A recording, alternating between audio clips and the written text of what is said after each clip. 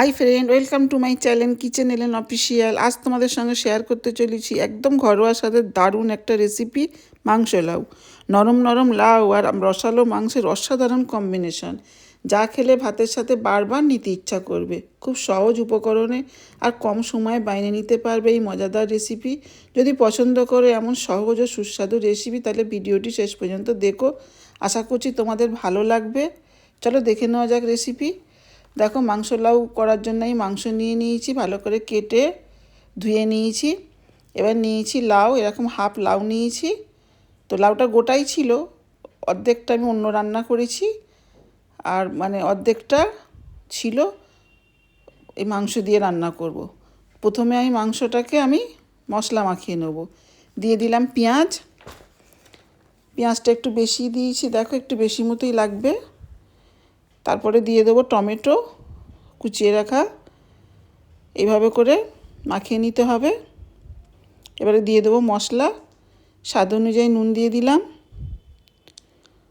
বন্ধুরা, লাইক দিতে যদি ভুলে যাও, লাইক দিয়ে দাও। এবারে দিয়ে দেবো হলুদের গুঁড়ো। হলুদের গুঁড়োটা হাফ চামচ দিয়েছি। লঙ্কা গুঁড়ো 1 চামচ, ধনে গুঁড়ো 1 চামচ, আর জিরে গুঁড়ো 1 চামচ। এবারে দিয়ে দেবো একটা তেজপাতা, আদা রসুন বাটা, এটাও 1 চা চামচের 1 চামচ, আর দিয়ে দেবো সর্ষের তেল। দেখো, এগুলোকে দিয়ে খুব ভালো করে চটকে চটকে মাংসটাকে মাখাতে হবে। টমেটোগুলোকে হাতের সাহায্যে খুব ভালো করে চটকে নিতে হবে। এইভাবে করে মাখালে কি হবে, মাংসের ভেতরে সব মশলাগুলো ভালোভাবে ঢুকে যাবে, খেতেও ভালো লাগবে। দেখো, এইভাবে করে আমি খুব ভালো করে মাখিয়ে নেব।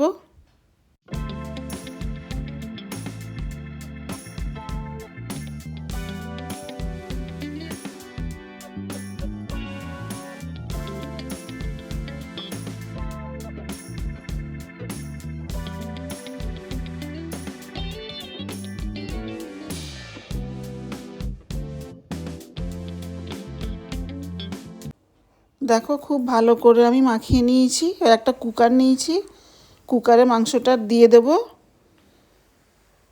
এভাবে ঢেলে দেবো মাংসটা, দিয়ে এই মাংসটাকে আগে একটু সেদ্ধ করে নেব। কেন, যদি আমি কড়াতে সেদ্ধ করতে যাই অনেকটাই সময় লাগবে, গ্যাসও অনেক পুড়বে। তো ওই জন্য আমি কুকারে একটু সেদ্ধ করে নেব। বোলটা ধুয়ে আমি পানি দিয়ে দিলাম, মাংসটা সেদ্ধ হওয়ার মতো পানি দিয়ে দেবো। দিয়ে আমি কুকার গ্যাস জ্বালিয়ে বসিয়ে দেবো। এদিকে লাউটাকে আমি খোসা ছাড়িয়ে ভালো করে কেটে ধুয়ে নিয়েছি। এরকম ডুমো করে কেটেছি, দেখো মোটা করে। এরকম কাটলে বেশ ভালো হয় খেতে। তো এইভাবে কেটে নিয়েছি আমি। আর সঙ্গে নিয়েছি আমি আলুটাকেও আমি খোসা ছাড়িয়ে কেটে ধুয়ে নিয়েছি। আলুটাও ডুমো করে কেটে নিয়েছি, একটু বড় করে। এইভাবে করে কেটে নিতে হবে। এবার আমি মাংসটা সিদ্ধ হয়ে গেছে, আমি কড়াই ঢেলে নিয়েছি। এটা আমি তোমাদের দেখাতে পারলাম না বন্ধুরা, দেখাতে পারিনি এই কারণেই আমি ভিডিওটা অন করতেই ভুলে গেছি। তো আমি কড়াতে ঢেলে নিয়েছি কুকার থেকে। দিয়ে প্রথমে আমি আলু দিয়ে দিলাম, তারপর আমি লাউটা দিয়ে দেবো। লাউ আর আলুটা দিয়ে খুব ভালো করে এই মাংসের সঙ্গে কষিয়ে নেব।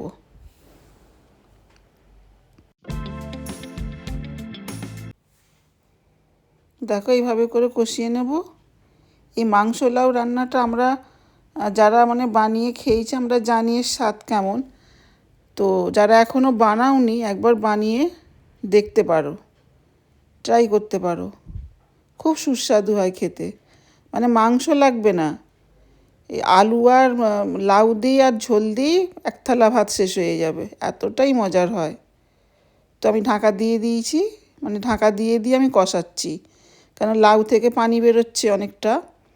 তো এরকম ঢাকা দিয়ে দিয়ে একবার করে ঢাকনা খুলে কষিয়ে নিচ্ছি। দেখো, এইভাবে করে কতটা কমে গেছে, দেখো লাউগুলো ছোট হয়ে গেছে। এইভাবে করে কষিয়ে নিতে হবে।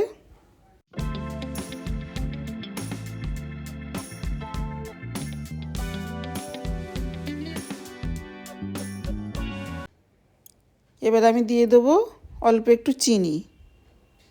তো লাউ রান্না যেহেতু একটু চিনি না দিলে আবার ভালো লাগবে না।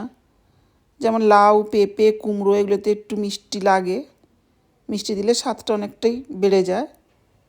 তো আমি দিয়ে দিলাম ওই জন্য একটু চিনি, দিয়ে আরও একটু কষিয়ে নেব আমি।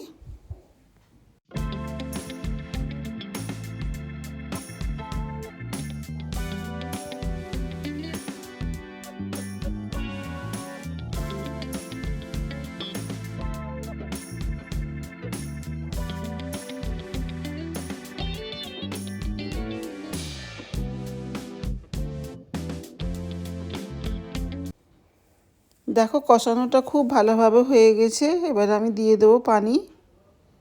মাংস তো সেদ্ধ হয়েই আছে, আলু আর লাউটা সেদ্ধ হবে। তো আমি পানি দিয়ে দিলাম। আর এই লাউ মাংস রান্নাটার ঝোল কিন্তু বেশি ঘন হলে ভালো লাগবে না, একটু পাতলা টাইপের ঝোল হবে, খেতে আরও ভালো লাগবে। পানি দিয়ে দিলাম, এবার আমি সেদ্ধ হতে দেবো। দেখো সব কিছু খুব ভালোভাবে সেদ্ধ হয়ে গেছে, আলু লাউ খুব সুন্দরভাবে সেদ্ধ হয়ে গেছে। দেখো আমি দেখাচ্ছি, দেখো কত সুন্দর সেদ্ধ হয়ে গেছে। ঠিক ঝোলটা ঠিক এরকম থাকবে, মানে খুব ঘন হবে না, এরকম একটু পাতলা টাইপের থাকবে, দারুণ হবে খেতে।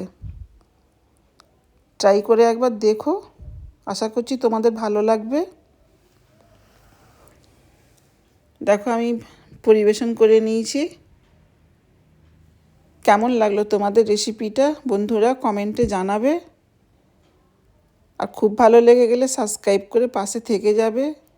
নতুন নতুন রান্নার রেসিপি দেখতে চাইলে, শিখতে চাইলে কিচেন এলেন অফিসিয়ালের পাশে থেকো, সঙ্গে থেকো। আবারও দেখা হবে অন্য কোনো ভিডিওতে, অন্য কোনো নতুন রেসিপি নিয়ে। ততদিন তোমরা ভালো থেকো, সুস্থ থেকো।